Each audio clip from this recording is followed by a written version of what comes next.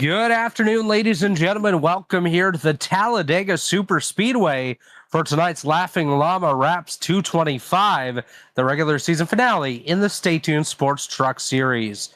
My name is Robert Hill Jr. Joining me in the booth here tonight is Matthew Weeks, and our producer is David Huckleberry. Matthew, what can we expect here tonight as these drivers look to set the field for the playoffs? I see a lot of guys that are not in the playoffs or have a chance, to point their way in, is going to put themselves and make some crazy moves to try to get that win to take a wild card spot to get into the playoffs. So this race means a lot, and I can see a lot of guys doing some stuff tonight. It's going to get crazy. And you mentioned those guys that might not necessarily be locked in. Only two are locked in tonight. That's Matt Gruenberg, the rookie phenom here, alongside multi-time elite champion Josh Adams. Those drivers both locked in. All the drivers you see in yellow there: Higgins, Green, Norgard, McIntosh, Francis, Wright, Miller, Bourne, Rawls, Thompson, Dylan Javier, and Hackathorn are all currently in playoff spots, with those in red on the outside looking in and essentially in must-win or very close to must-win positions entering tonight's race. So going to be interesting to see the strategy and whatnot that's going to come into play all throughout the evening here tonight. Looking back at practice, Dave Westergreen and Tyler Fody were the top two quick times in that session. Neither driver, though, eligible to make the playoffs here. So the top playoff eligible driver would be that of Michael Hosick, who is currently one of those on the outside looking in. So going to be interesting to see tonight what these drivers can do. Of course, Talladega, much like Daytona and now Atlanta, one of those wild card tracks here that basically anybody does have a shot to win. Qualifying currently underway out there on the circuit. Nobody has put a lap in as of yet. And the way that qualifying works on the super speedways here in the Elite Racing League is we will take both of your laps and average them out to a 2-lap average, and that will set the qualifying order for tonight's feature race. Currently quick time, Jig Scarborough, followed by Jesse and Jaden Racimus. That's the top three. Zach Evans, Jeff Ryan, the rest of your top five. Now, Matthew, what would your strategy be heading into a race like this? If you're one of those guys on the outside looking in, are you going from the drop of the green flag, or are you going to hang back a little bit, maybe catch that safety net and work your way forward towards the end? It depends on my point situation. Like I tell people, if I'm close to getting there on points, I'm just going to ride it out and just try to be there at the end and point my way in. But if I'm in a must-win situation and the only way I can get in is if I have to win, I'm going to try to get to the front and I'm going to stay up front. Yeah, get up front and stay up front is one of those strategies that works for some, and it just is a big misfortune for others. I'm on the side of hang towards the back and kind of let everyone else take care of themselves before you work your way to the front. It's worked for me before. It's also not worked. So going to be interesting to see the strategies that these guys put into place here tonight. A lot of them do have many, many teammates in the field. Of course, you look at the Lake Norman contingent. A lot of those guys need a good run here tonight to make the playoffs, and they've got a lot of teammates helping them out here. You got Tyler Fody in the field. You got Dylan Javier, Mitch Javier, a couple of those guys around the playoff positions. Caleb Pecumer, Frank Fody, multiple other guys kind of tied in with them as well. Austin and Abnett, another one of those drivers. And then they have affiliates, Dave Westergreen and company, Chris Wright there as well. So teammates going to come into play big time throughout tonight's event as we are getting into the closing stages of qualifying that just has wrapped up. So as we get set to take a look at the starting grid, I can tell you it's Tommy Ryan going to be on the pole here tonight. He's number one. Row two is where we're going to find Jake Scarborough and Jesse Racimus, with row three belonging to Joe Francis and Matt Gruenberg. Dave Carpenter, Jaden Racimus make up row number four. David Westergreen, Jeff Green. That's the rest of your top 10. Zach Evans, going to line up alongside Jeff Ryan. That's going to be row number 6. Row 7, we find Donald Kite alongside Chris Wright. It's the Kite and Wright row with Gerald Campbell and Jordan McAvoy making up row number 8. Row 9, Michael Hosick and Austin and Abnett. Gavin Higgins, Frank Fody make up row number 10. With row 11, Tom Bourne. He's very good at these super speedways. He's going to line up alongside the Canadian James Miller. Kyle Hanshaw, Dylan Avere are going to make up row number 12. Row 13 tonight, that's back at the 25th position. It's Goody. Michael Goodman alongside the Rocky Man, Seth Rawls. Mitch Avere, Connor Thompson in row 14. Row 15, Matt Hackathorn, Anna Leighton Norgard. Row 16, Cody McCorkle alongside Jay Connor, Richie Hearn, Caleb Pecumer in row 17. Row 18, Ty McIntosh and Andrew Hardcastle. Towards the rear of the field is where we're going to find Sam Boutwell and Dustin Dewar, Neil Wright and Gilberto Javier Gomera, with Randy McAvoy and Brent Jones rounding out the field. Let's go ahead and make some race picks here. We'll start with our producer, Dave Huckleberry. Oh, let's see. I'm probably going to go with Gerald Campbell tonight. I feel like he's going to... That is the only way he can get into the playoffs, so I think he's going to... Definitely a good pick with Gerald. He knows his way up to the front of these races. He's known to be aggressive as well. So we'll see what version of Gerald we get at tonight's race here at Talladega. Matthew, who do you got? I mean, I know people are going to say something in here and watching that know, but you can't sleep on Fody, man. I race this guy all the time. I consider him one of the best when we come to these places. Like me and him, I feel like are the best when it comes to these super speedway races, and he always puts in the victory lane, so that's who I'm going for. Definitely a really solid pick. Tyler Fody, a perennial winner on these super speedways. I'm going to go on the outside of the playoffs looking in. I'm going to go to that 06 of Zach Evans. He is a driver that has won on these super speedways before in this very truck series. I think he's going to have a good shot to get it done here tonight. And a birthday shout out to the driver, the 46, Kyle Hanshaw. Happy birthday to Kyle, as we'll say he's turning somewhere probably in the 20s or 30s, I would say. As pace car about to make its way to pit road, hopefully it doesn't hit any barrels or anything like we saw in the cup race today. Don't think there's any to hit, but we're going to get set to go green. By the way, Chris Wright did not make the call for the start. He's going to start on pit road. Tommy Ryan, Tyler Fody, the front row as we head down the front stretch. Don't forget, the start-finish line is on the exit of the oval here today. As we work our way to that start-finish line, green flags out, we're underway. Tommy Ryan on the inside, not much help there as Jesse Racines all over the rear end of Tyler Fody. He's going to give him a big push up there on the high lane. Fody currently has the lead by about a half truck over Tommy Ryan. Right now on the inside of Jesse Racines. Matt Gruenberg up in that third spot on the high lane as well. He's going to try to clear Jesse Racines on the bottom. Chris Wright, by the way, has just exited pit road. He will most likely go a lap down at some point in this opening run as Gruenberg drops down to the inside. Fody going to do much of the same as well. Now Jesse Racines leads the top side. He's got Jaden Racines behind him. If he don't give a good push, he's probably going to be grounded after tonight as they work their way off turn number 4 down the front straightaway to complete lap number 1. Tyler Fody leads the way. Matt Gruenberg second, Jesse Racines in third. And we almost had a big wreck on the start of that race. There was a big checkup around Zach Evans and all those guys on the bottom lane. And I wanted to touch on something earlier when we were looking at points. Yeah. And I was looking at them. As I was looking, Norgard and Jeff Green were like 258. So they had a good gap. So I think those guys up there, 250, 258 are good. I think those guys would be locked in to the playoffs. 230, was that 239 and below? Look out. Because if you get caught in a wreck early, you could be out of it. That's exactly it. And that's a great point as well. You might not be locked in per se coming into the race, but with starting, you most likely do kind of switch yourself over to those green locked in positions. So Leighton Norgard and Jeff Green, like you mentioned, should be a-okay, but of course still want to have a decent day here today. Get that momentum swinging in the right direction as we see up in the high lane, David Westergreen taking a look up there with, actually no, that's Gerald Campbell, I should say. He's back in the 15th position.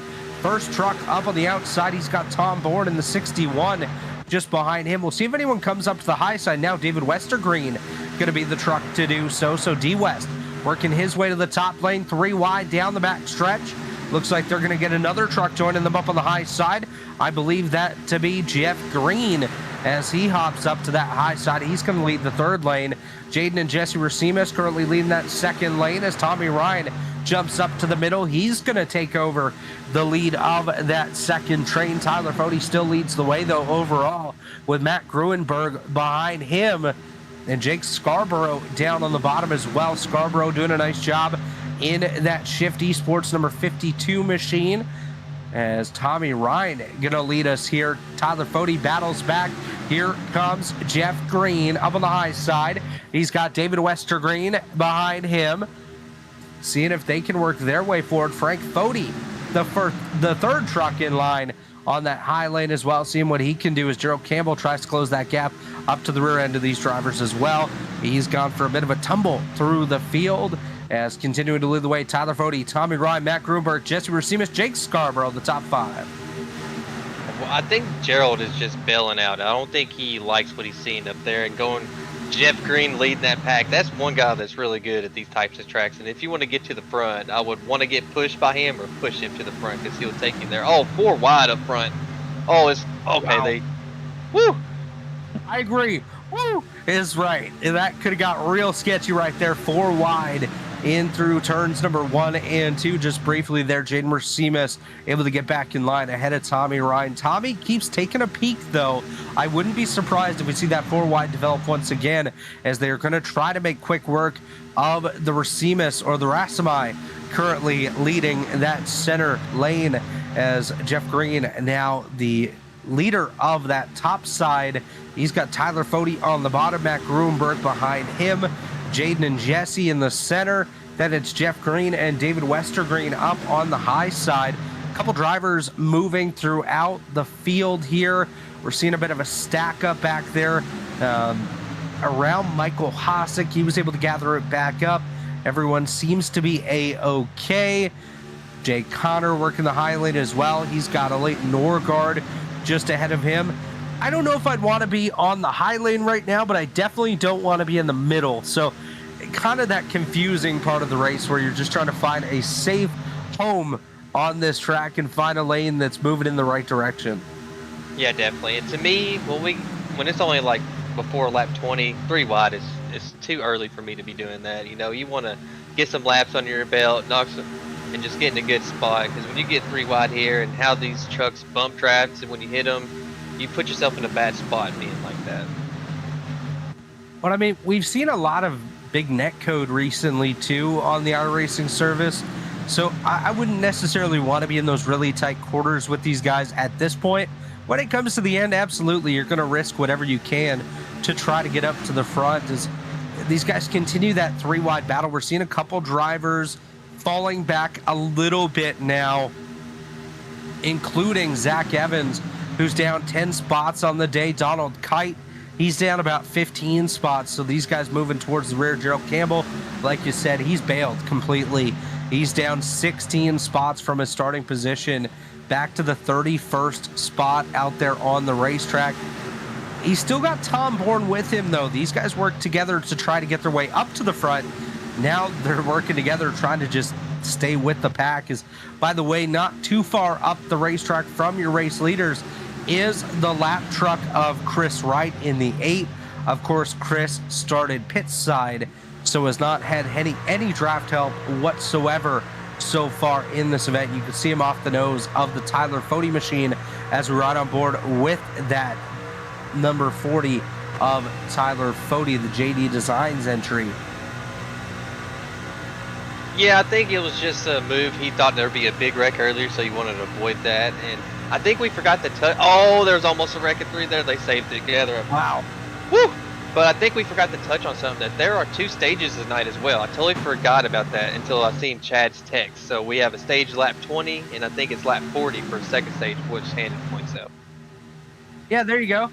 end of lap 20 and end of lap 400. So a very long one here tonight. Actually, that is lap 40, as Dave Huckleberry quickly corrects us there. Gotta love it, Dave. As there goes Chris Wright getting passed by the leaders. He stays on the bottom lane. So, well, your 3 wide has essentially gone away, except with the lap car.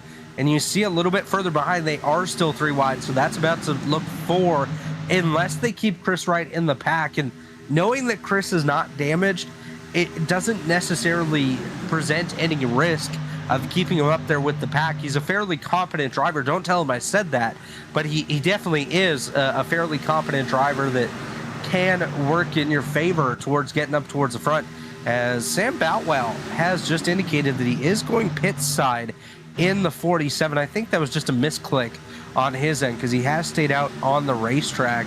As just looking through the field, a bit of shuffling continuing to go on here as well. The 3 wide, as quickly as it went away, has come back, and we're seeing it now. They're working their way up towards the front. Leading the high lane, it's the birthday boy, Kyle Hanshaw, trying to work his way out to that race lead. He's got Jeff Green behind him. So Jeff really likes that high lane so far, and has basically made it his home. Yeah, Jeff's just one of those guys that likes to get to the front and stay up front if you don't qualify up there. So you see him qualify mid-pack or to the back. As soon as the drop of the green flag, he's driving to the front to get that track position. And Tyler Fody continues to lead the way here. One thing about a track like this compared to other racetracks is you don't necessarily want to be out front every single lap, because you're going to be using up more fuel than those guys behind you, and that could really throw off your pit strategy by a couple of laps, where you very well could have to come down pit road by yourself should it stay green. And you definitely don't want to have to do that, because that's just going to lead to lost draft and lost race laps as well, as you'll most likely go a lap or more down. By the way, that top lane now up to the 5th position is Kyle Hanshaw, going to be side by side with Jaden Racimus, and now actually falls back alongside Tommy Ryan. Jaden and Jesse have done a great job in that middle lane. They've stayed up there leading that center basically from the drop of the green flag. Jaden Racimus not necessarily pushing on Jesse, but still close enough to give him a bit of that arrow push from behind, give him a bit of an advantage, and try to help him get out to the race lead. And if Jesse is able to clear Tyler Fody, I don't necessarily expect him to drop down. I expect him to stay pretty dedicated to that front bumper of the Jaden Racimus machine, as unlike Jesse, as a past champion of the series, Jaden is one of those guys still trying to work his way into the playoffs, and essentially does need a victory here tonight, as he falls off the rear bumper of his dad in the 70. As Jesse also going to fall back a little bit here. The middle lane there's a trying to collapse as the caution flag is out. I think Gerald was in that. Oh no, my owner hat just got a bit upset there. Cody McCorkle involved in that one. Caleb Pecumer also going to be involved. Gerald Campbell, Mitch Javier, and I think Connor Thompson. We'll take a look at the replay machine. Matthew, why don't you walk us through what you see happening here? What I seen was the one car lifted a lot going into turn 3. Oh man, and it just caused a big stack up, and nobody was ready. Oh, this is gonna be a big hit for Gerald. Oh yeah. Dave, can we go on board with Gerald? I think that's what you're doing anyways. This reminded me of the duels earlier this season when I hit the wall.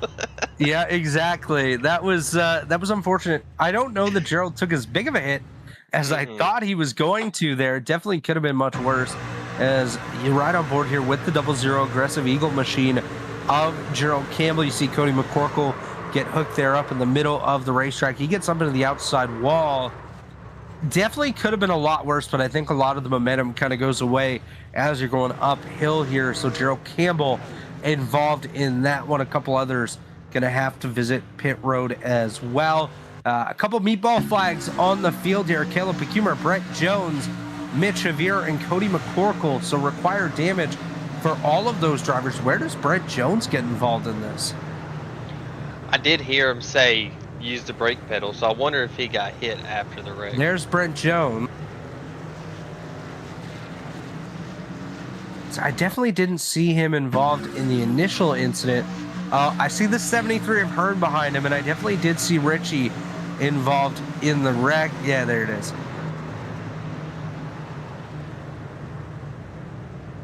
So Brent Jones going to get collected in this one. A relatively big one here early on at the Talladega Super Speedway. Everyone coming down pit road with the exception of Connor Thompson, Jay Connor, and Chris Wright.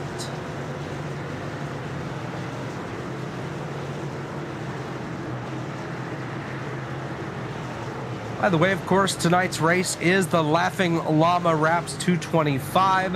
Laughing Llama Wrapz offers affordable iRacing wraps, including spec files and custom numbers at a standard price.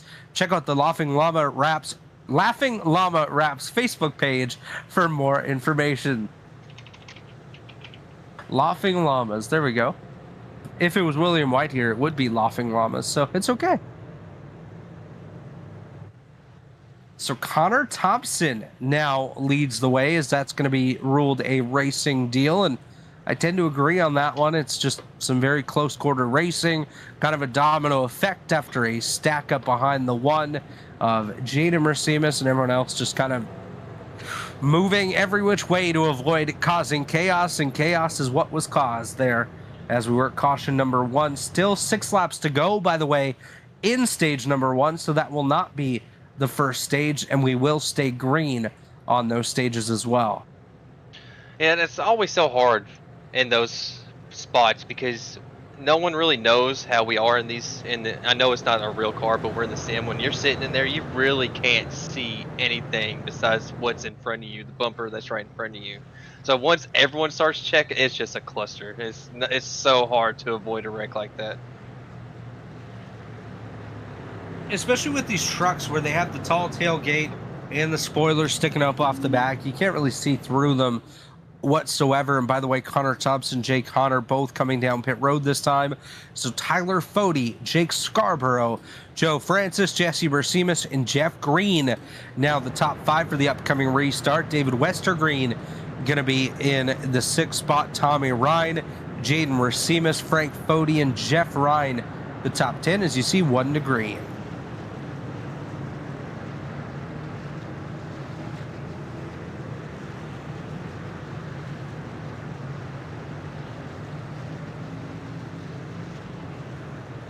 A quick note with that caution flag, Chris Wright does come back to the lead lap as he just took the wave around as the only truck 1 lap down. So now he can try to start his ascent up through the field.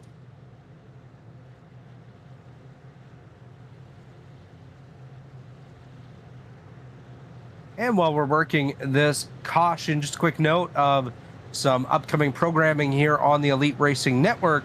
Tomorrow night, the Wrapz Photography Grand National Series will take to the Chicagoland Speedway, 100 laps there for the Rev Limit Workshop 150. That'll be race number 2 of the playoffs. Then Wednesday night will be the Belly Up Sports Cup Series live right here at the Talladega Super Speedway.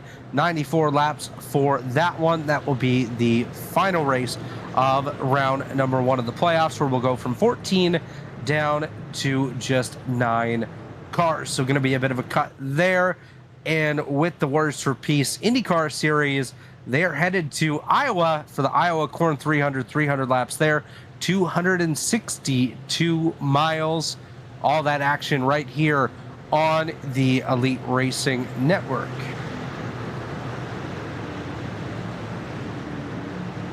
And we're going to get set to go green this time. Tyler Fody in control of the field. He'll come from the high lane with Jesse Bersemus behind him.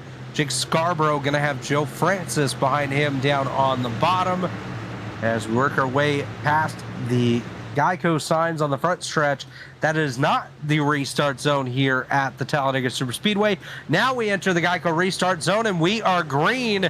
Tyler Fody with a good launch up on the high side. Jesse Bersemus not quite on his back bumper. We'll see if Fody stays high or opts to jump down in front of Scarborough and Francis And looks like he will. So Tyler Fode down to the bottom. Jesse Racines, a bit of a sitting duck now. Up in the high lane is Dave Westergreen. Going to get a push from behind by Jaden Racines and gets that high lane moving once again. Westergreen to the rear end of the Jesse Racines machine. Joe Francis goes to the middle, and he is going to get freight trained all the way through. He's in no man's land and headed for the rear. Oh, and the D West bailed on Jesse, but ooh, that's a good move by D West right there. That's a good spot to get him up there to the lead. Have Joe Francis push him up there. Good move. Kind of saves Joe as well, because Joe was headed right for the rear of the field. Jaden and Jesse Racines going to work together on the high side. Here comes Jeff Green now. He goes to that middle lane. He's got David Westergreen right behind him. As they're looking for the race lead, they're up on the high side. Jake Scarborough, Tyler Fode on the bottom. Of course, Jeff Green headed to South Shore Racing next season, so working with his future boss out here as they work together, headed down the back straightaway. They've got Joe Francis behind him. They've got a bit more company trying to work their way into the fight as well. Jeff Ryan working his way up inside that top 10. Dustin Dewar into the top 10 as well. And he's had a great run so far, up 27 positions from the drop of the green flag. So Dustin Dewar on the move as Tyler Fode leads the way. Jeff Green side by side for the top spot.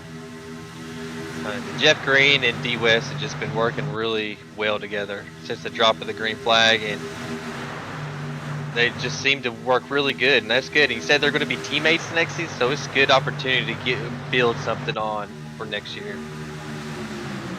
Yeah, absolutely. It's always good to build that rapport, build that camaraderie amongst your teammates heading into one of those seasons. Jeff Green, of course, like you said earlier, a guy that can always find his way up to the front at these super speedways. Dustin Dewar, I mentioned him. That's another guy that always finds his way up towards the front. Doesn't necessarily have the luck at the end of these things, but definitely knows how to find his way forward, and he's done so already. As Fode, Green, Scarborough, Westergreen, and Tommy Ryan still your top 5 here. Jeff Green trying to lead the lap ahead of Tyler Fode, but just not enough momentum up in the high lane. The bottom 3 are all nose to tail to nose, where that top 3 are kind of separated just a little bit. Joe Francis not quite up to the rear end of the David Westergreen machine. There is a bit of a bobble on the bottom, though, where Frank Fode's falling off just a little bit. We'll see if he gets some help, as looks like Jeff Ryan just had a bit of a moment on the rear end of the truck ahead of him there. I don't know the number of that machine, but he's trying to work his way forward as well. We'll see what these guys can do, as Tyler Fode, Jeff Green, Jake Scarborough, David Westergreen, Tommy Ryan, the top 5. I think it was the 57 truck. Oh, another wreck. Oh, there goes Zach Evans. Oh, that's a big one. Well, there goes my pick, Zach Evans. He's going to get involved in that one. Richie Hearn going to be involved in a second one. Jaden Racines. I think Matt Gruenberg also involved. What did you see with this one, Matt? I'm just watching it back now. I literally just caught the tail end of it. Oh, what? A bobble from Jaden? I don't know what happened there. What in the world? It's just like he slowed down. Did he blow up? Oh, he lagged out. Oh, man, that is so unfortunate. I think Zach might be okay unless he gets hit here. He should be all right. But yeah, Jaden Racines lagging out. That's going to cause Zach Evans and company to go around. Richie Hearn goes through the grass. Yeah, like you said, Jaden Racines has now reconnected to the server, but man, that's just unfortunate. You could tell soon he lagged out right there, or he lifted because everyone disappeared. So he's trying to get out of the way. He doesn't see no one on his screen, so he's on the track by himself as his quality's dropping. That's the unfortunate part, because it kind of goes away for you, but everyone else still sees you, and all of a sudden you have an incident like this where I think everyone is okay. Maybe not Richie Hearn, because they do make a bit more contact there at the end, but Zach Evans should be a-okay and should be able to continue on. And that'll do it for the stage, by the way. Tyler Fode, Jeff Green, Jake Scarborough, David Westergreen, Tommy Ryan, Joe Francis, Frank Fode, Jeff Ryan, Kyle Hanshaw, Dylan Javier will all get points here in stage number 1. As let's see, does Richie? They do make contact again, but I think a lot of this is going to get registered as net code, which might not actually equate to anything except for a couple of incident points. So for them, I think they're going to be pretty lucky. Yeah, definitely. Well, as stage number 1 does come to an end, why don't we step away real quick, pay a couple bills, and then when we come back, we'll take you through stage number 2 here in the Laughing Llama Wrapz 225 at the Talladega Superspeedway on the Elite Racing Network. Since 2010, race fans have had one burning question. When will the Xfinity Series return to Worldwide Technology Raceway? You asked, NASCAR delivered. On Saturday, September 6, 2025, the magic is back. The track that launched the legendary careers of Harvick, Busch, Keselowski, Edwards, and Earnhardt Jr. is now ready to write that next chapter. We're going to introduce you to a new crop of future champions and Hall of Famers. And in the process, we'll create more of the greatest moments in racing history. NASCAR Weekend 2025, the NASCAR Cup Series Championship Playoffs, the Confluence Music Festival, and now 250 miles of the NASCAR Xfinity Series. 2 incredible races, 1 challenging track, a 3-day party of epic proportions. Go to www.raceway.com and lock in your weekend racing and camping packages for as little as $20 down.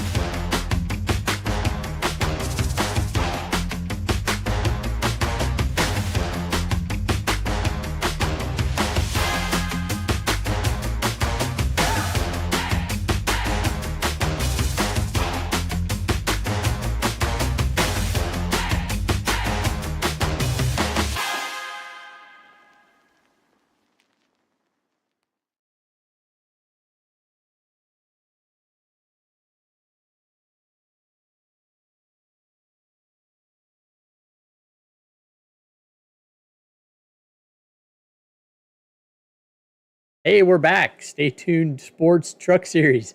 Stay Tuned Sports was started in 2016 by 2 friends, even though hating each other's sports teams, with the purpose of producing a sports show like no other. They wanted to create a show that would cover all major sports with a little bit of comedy mixed in. Stay Tuned Sports releases weekly episodes covering NFL, NHL, Major League Baseball, and even football. So if you're looking for some hot takes mixed in with some good ball busting, this is the show for you. Stay Tuned Sports, your home for sports non. Blue Egg Marketing is one of our premier sponsors. Rev up your businesses with Blue Egg, your marketing pit crew.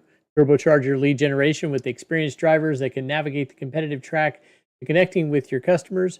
With Blue Egg, you're always in the pole position, leading your brand toward victory lane. Don't spin your wheels. Accelerate success with Blue Egg, fueling small businesses to win big.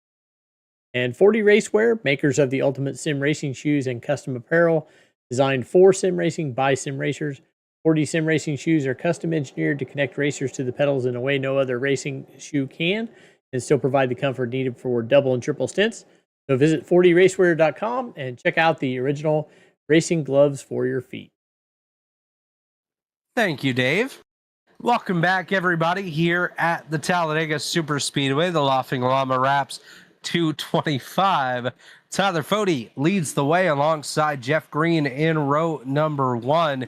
They're going to get set to lead us back to the green flag here. Jake Scarborough, Dave Westergreen, row 2. Tommy Ryan, Joe Francis in row 3. Row 4, Frank Fode, Jeff Ryan, Kyle Hanshaw, and Tom Bourne round out the top 10.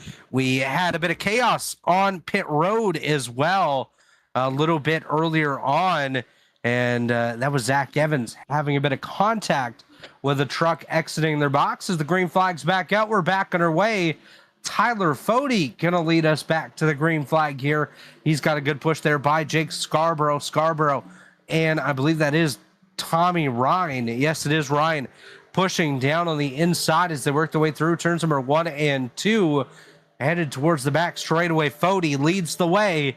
Jeff Green getting pushed there by David Westergreen and Joe Francis up on the high side. They're looking for a bit of a hustle here as they try to work their way side by side down the backstretch. Yeah, these boys, they're getting at it. They need I don't know who all got stage points there. I know some that needed it did. That's good. With Gerald being out, that kind of messes up some points. He was looking good in the points too, I thought. Oh, so much is going on. I'm like losing my mind right now.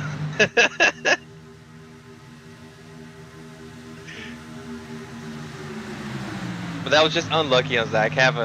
That's so unlucky on the sim. Someone lag out like that and still be able to wreck a car. It's unfortunate. Yeah, definitely unfortunate there. Luckily, Zach Evans has been able to continue on. He's got Michael Goodman helping him down there towards the rear of the field, but up front continues to be Tyler Fody leading the way with Jake Scarborough behind him. Tommy Ryan there as well. Frank Fody doing a nice job up inside the top 10. He's got Jeff Ryan to his outside. Kyle Hanshaw, the birthday boy, with Dylan Javier there as well. A couple other drivers on the move just outside the top 10. Jordan McAvoy, Michael Hostica, Leighton Norgard, and Austin and Abnett. These drivers trying to work their way up into that fight as well. It's currently 2 wide all the way through the top 10. Nobody quite yet venturing to that third lane here in this middle portion of the race, but I'm sure we're going to see it again. 15 laps to go in stage number 2. Yeah, I'm sure some of these boys are just taking their time and just wait until it gets closer to the stage before they start pushing. Yeah, definitely a little bit of patience here. As new race leader, by the way, Jake Scarborough has jumped around Tyler Fody up to the high lane now. He's got Jeff Green pushing him, so Scarborough side by side with Fody. Fody down on the bottom, Scarborough up in the high lane as we watch these drivers working their way forward side by side. We've got that third lane developing now. Looks like it's being led by the 75, a Ty McIntosh. McIntosh trying to work his way forward. Is that Gilberto Javier Gomera pushing him? Yes, it is. So the Shift Esports teammates currently working their way together, trying to work that third lane into place. Tom Bourne jumps up ahead of them as well. So that third lane coming with a little bit of momentum here. We'll see if they're going to be able to work their way up in that fight for the race lead within the next handful of laps. Dustin Dewar, he's falling back a little bit there. Leighton Norgard going to fall back as well. Tom Bourne leading the high lane, just about entering the top 10 now as he currently holds on to the 11th position. Gavin Higgins just ahead of him. We'll see if he's able to clear and work his way into the top 10 here momentarily, but 3 lanes now working their way around this Talladega Superspeedway. Yeah, the third lane seems to go really good until I think the second truck gets hot and then they just fall back. It's always been hard to make that third lane work, and if you do, you got to be a little, I think you got to be a little closer to the front and then build a run and jump out there with somebody. It's just so hard to work your way up there from so far back. Definitely is hard to do so. And by the way, we've seen the top 2 from the middle lane jump down to the inside. So now Jeff Green is your race leader.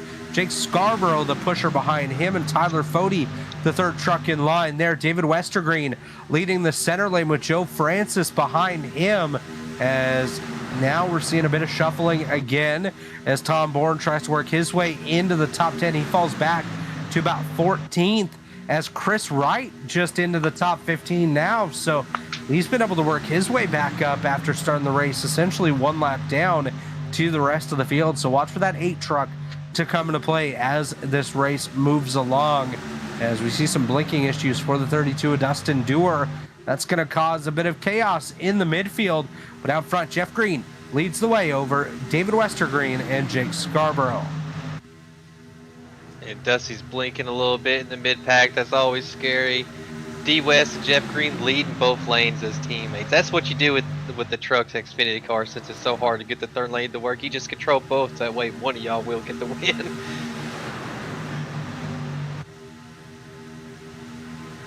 Oh, they work so well to get up there and take control of the race. So that's how you do it, man. Absolutely, absolutely. Some good teamwork up front as we ride on board here with Jeff Green. David Westergreen, by the way, will lead that lap. So lap number 29 goes to Westergreen, as you see Gerald Campbell down on the inside. He's just exiting pit road after some earlier issues for him. He is currently scored just 1 lap down. Of course, the 6-lap rule in effect here tonight. So if drivers do go 6 or more laps down, that will be the end of their evening. So with that rule, Mitch Avira, Caleb Pecumer, and Cody McCorkle all out of tonight's event and not eligible to return to the racing field. And all of them will be eliminated from playoff contention with those incidents as well. So David Westergreen, Jeff Green, that's your top 2. Westergreen just about to clear green. Now he does. He falls down to the inside. Chaos on the front stretch as these drivers all getting shuffled every which way. You're seeing trucks falling through the center of the racetrack. Tyler Fode gonna fall all the way back to 10th. He's gonna have Chris Wright behind him. Dustin Dewar up on the high side. Tommy Ryan gonna get through on the bottom. Of Leighton Norgard up in that top 10 as well, up to the 7th position. Dylan Javier up to 5th in the 57 truck. So great run by a driver that is currently on that outside. Look, actually, no, he is currently in one of those playoff spots you see indicated in yellow, Dylan Javier, but not quite in a spot where he had that safety of being essentially locked in just by starting. So Dylan Javier doing exactly what he needs to do here tonight. 10 laps to go in stage number 2. And it's Jeff Ryan out to the race lead with Joe Francis, Dylan Javier, David Westergreen, and a Leighton Norgard, the top 5. And then if a Leighton and Jeff finish good here and get some stage points, I think they're a definite 100% lock into the playoffs. Yeah, and they definitely do want to get a good finish here in stage number 2. Of course, nothing's a given when it comes to the end of the... Oh my gosh, these guys are all over the place here, Matthew. Woo. A little bad bump draft, but we're good. And that's all it takes. One bump gone wrong, and you could take this entire field out of this thing. Like, these guys are so compacted right now. You see Ty McIntosh leading the high lane. He's got company behind him. Dustin Dewar, part of that pushing group. Gilberto Javier Gomera there as well. You got Kyle Hanshaw in the picture. Chris Wright there as well. Frank Fode. I think Sam Batwell's up here. Donald Kite as well, as we're coming up on another lap truck. That is going to be Brent Jones. So Jones going to go a lap down to your race leaders as Westergreen still leads the way, but intensity picking up here in the closing portion of stage number 2. Ty McIntosh trying to get the momentum going for that high lane. We'll see if they get any help from some of these guys inside the top 10. Looks like the help they got was just about a big kick in the rear as well, as Tyler Fode clears up, but not by much ahead of Ty McIntosh. But that third lane picking up a couple more trucks here. Yeah, those kind of late moves like that is what get yourself to wreck and cause the big one right there. You gotta, if you're gonna make that move, you gotta do it a little bit quicker. Definitely want to have it a little bit quicker, and you don't want to check up the lane behind you. But right now, that outside lane is cooking. They just got to stay off the outside wall. They're getting so tight to it that it's actually going to negatively impact them if they stay too tight to that outside wall. Tyler Fode currently leading the high lane. He holds on to the 2nd position overall. This is about to get bad. There they go. Oh, big wreck. Oh, that's a huge one right there. Oh, we got one up and over, tumbling. It's Gilberto Javier Gomera. He's going to go for a tumble. Back onto his wheels, though. Chris Wright heavily involved. Jeff Ryan, Tom Bourne also going to be in this one. I think a Leighton Norgard was involved as well. Right there, Jeff Green gets into Westergreen, up into Fode. Well, actually, Westergreen came down a lot. Westergreen does come down there. Wow, Tommy Ryan takes a big hit. That is a huge hit for Gilberto Javier Gomera. He's going to go for a big tumble right there. Jeff Green, one of those guys that you said was close to being locked in. This could play into the other driver's favor here. Wow. Yeah, hopefully he got some stage points in that first stage to help him out. I think if he did, he'll be good. But it just looked like D West went really close on his door, touched him a little bit, and then that classic iRacing thing when two cars touch, they just get stuck together, and it's so hard to get off of them. Taking a look at David Westergreen and Jeff Green here. Jeff comes up a little bit, I think, but David does come down. They make some contact, and around they go. That was a big impact for Tommy Ryan, too. If you rewind it a little bit, it just looks like D West goes down really close. There's a little bit of net code. Because, because D West should be keeping his lips right close to that white line like he is. And then he's a little low. Oh, Jeff Green does come up a little bit, and then little net code. They never touch. Then they get stuck right there, and then they just go up. Can we watch a Leighton Norgard on this as well? He's one of those key pieces in this playoff race. I just want to see how he gets through this one. Does go first. Oh, he's going to pick up some damage for sure. Kind of getting that classic crush on the front end. Frank Fody, Jeff Ryan, both going to make contact with a Leighton Norgard, but he's going to be much better off, I think, than Jeff Green. This incident not quite over yet. What a ride for Gilberto right there. Wow. He goes around. Rear end damage for Norgard. Almost gets collected again by Chris Wright as he goes for a slide. But I think the Leighton's going to be okay, but we definitely did pick up a few more meatball flags. Randy McAvoy, Mitch Javier, Jeff Ryan, who has now called it a night. Neil Rutt also going to get collected. And, of course, Gilberto Javier Gomera also picking up a meatball flag with required damage after going for a bit of a tumble there. What a wild ride these guys just took. I want to see if we can get a quick word with Chris Wright here in a second. I'm going to try to pull him in. Hey, Chris, it's Robert up here in the booth. You got a copy, my friend? Oh, I got you, boys. How's it going? Man, well, first off, was that strategic starting on pit road? Here, aren't they? The luckiest SOB. Yeah. Was that strategic starting on pit road, or was that kind of an error on your end? I missed the start. I'm used to 2 minutes. I went to get a drink there and get some fresh ice before the race started. I come back. No drinks, buddy. No drinks. What's that 8 truck feeling like right now after that damage you just got in the incident? Doesn't look like you were too heavily involved. Got clipped by the fan of Jeff Wright. No damage. Okay. No damage. That's what I'm saying, man. We are so lucky. We got turned right there when we were missing that wreck. Wow. Nobody hit us. I saw somebody come through with the ARCA brakes and hit the car right in front of me. Well, that is Neil Rutt. That was the 11 of Neil Rutt that came piling in at the end. But what did you see from the driver's seat to cause that major incident, or did you see anything at all except for chaos? I saw it start to happen. I thought it was going to happen a couple laps prior when Tyler moved out in front of that top lane there.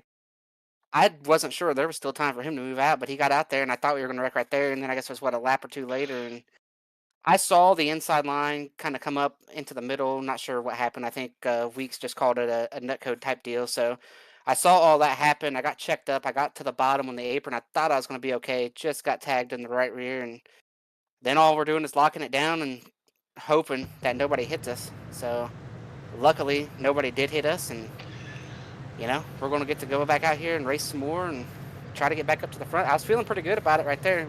Thought we had a good run to the front there. We get to do it again. Well, Chris, lights are off in the iRacing.com pace car. What's your outlook for the rest of this race? Do you think you can get yourself in a position to lock into the playoffs?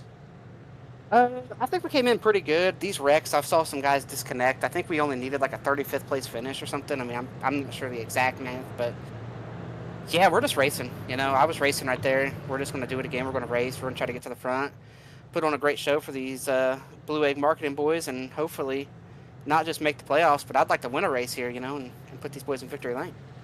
Well, that would definitely be a good goal to have. And by the way, I can tell you, if you need a 35th place finish, as of right now, everyone 36th on back is essentially out of the race. So you're putting yourself in a pretty good spot here. We'll get you back down with your team as we get set for the restart here. Best of luck, my friend. All right, thanks, boys. Hopefully it's a good show. Matthew, you're doing a great job out here, man. Keep up. Call some more tallies. Put some of these guys, park them. Tally on the Park 8. some of these guys. All right, man. Thank you. You have a good one. Good luck, man. Go get you one. All right, you guys too. All right, so Tally coming to the 8 of Chris Wright here before the end of the race. Trying to suck up to race control, as we get set for the restart. Dustin Dewar, your race leader, with Joe Francis to his outside, Jake Scarborough, Ty McIntosh, Gavin Higgins, Michael Hossack, Donald Kite, Tyler Fode, Zach Evans, Jordan McAvoy, the top 10. That is a grab bag of drivers up there. We took the field, put it in a blender, and whatever it spit out, that's your top 10 right now. As we're back to the green flag, we're back on our way. Joe Francis gets a bit of a jump up on the high lane there, but no help from behind. Ty McIntosh not quite close enough to get him going. Dustin Dewar has Jake Scarborough behind him down on the bottom. I would kind of expect Scarborough to maybe try to get out of this push on the bottom when he can and try to work with his teammates, Ty McIntosh and Joe Francis. But we'll see what happens as they head down the backstretch for the first time on this restart. 3 laps to go in the stage. Joe Francis clears to the bottom. Now Michael Hosick going to push Ty McIntosh as McIntosh leads down the backstretch. He'll likely clear to the bottom here in turn number 3.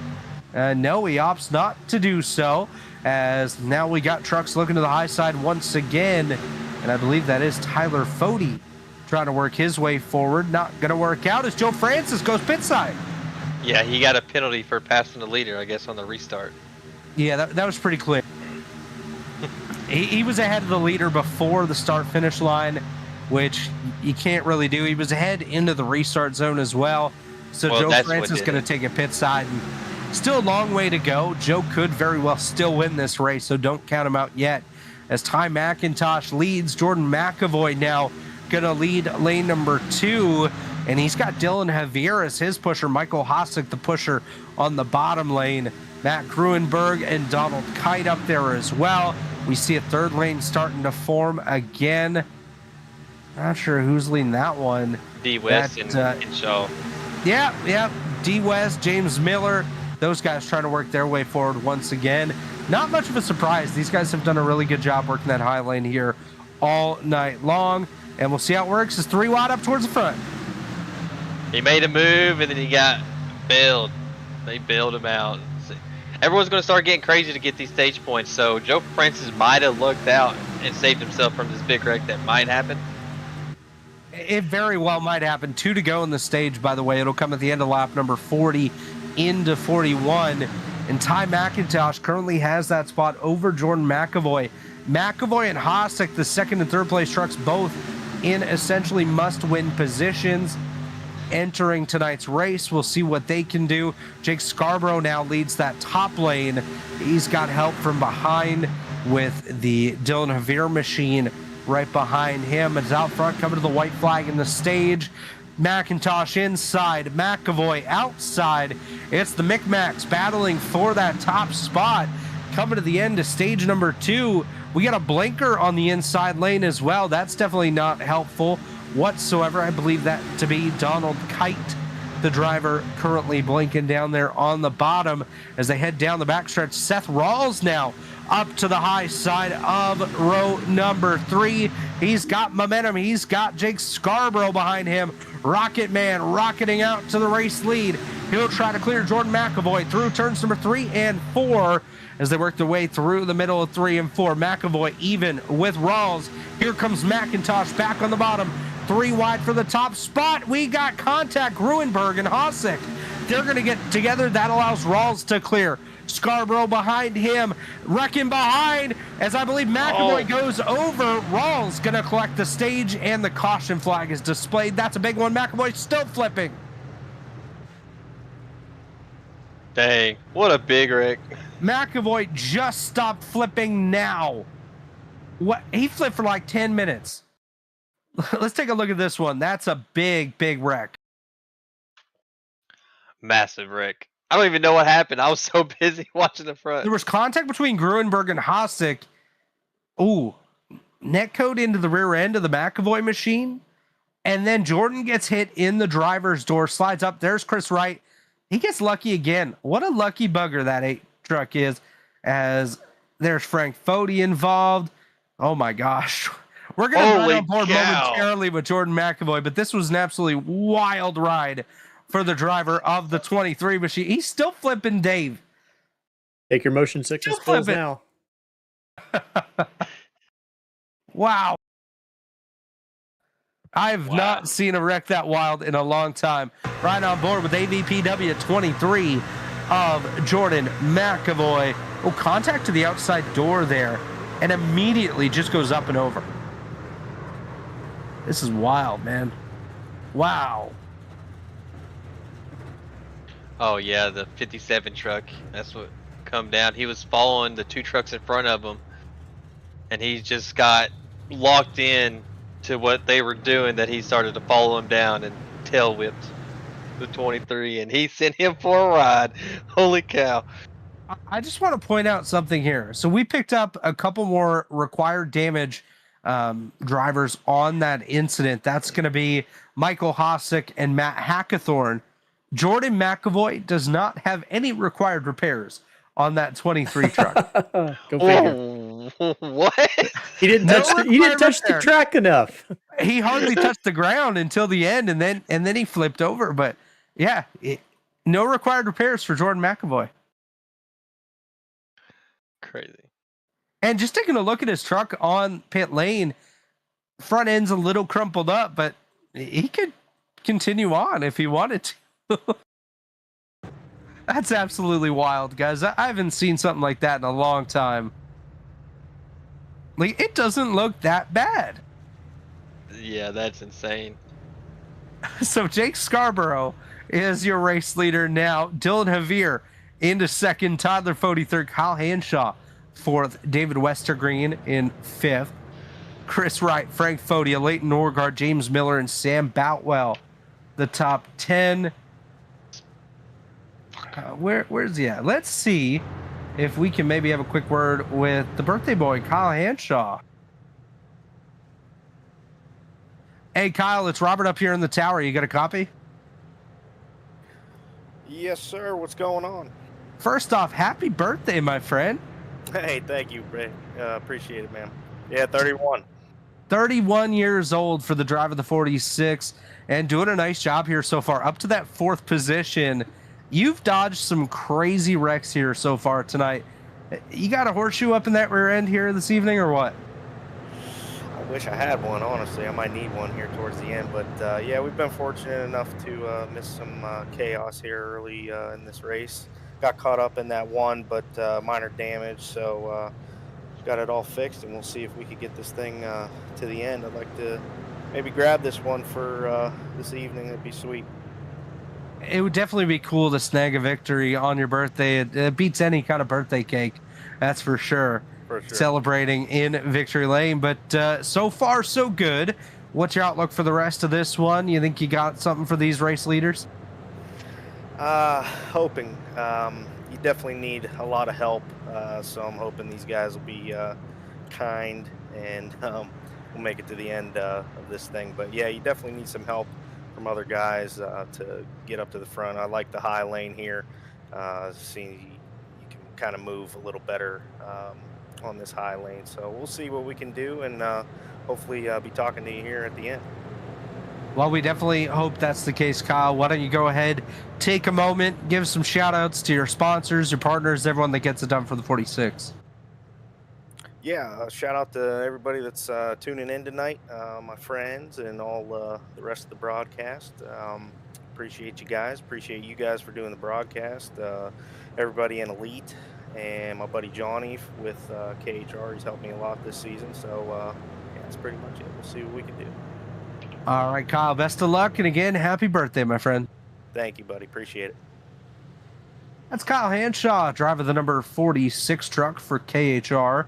Doing a nice job, currently holding on to that fourth position for the upcoming restart here. Once again, Jake Scarborough will lead us back to the green flag with Dylan Javier making up row number 1, Tyler Fode and Kyle Hanshaw row 2, David Westergreen, Chris Wright in the third row, Leighton Norgard, Seth Rawls in row number 3, Sam Boutwell, Zach Evans, and company going to round out the rest of your top 10. At the halfway point, essentially, this one, 43 laps down, 42 laps to go. We'll see what these guys can do. Maybe we'll get on a little bit of a run towards the middle portion of today's race. As pace cars off, we're going to get set to go green once again. As you see a couple of the drivers warming up their tires a little bit here, looking to get that extra bit of grip coming to the restart as we head down the front stretch towards that pit exit where we'll pick up the Geico restart zone and the green flag. We're back underway here at the Talladega Super Speedway. The Laughing Llama Wrapz 225 is back underway.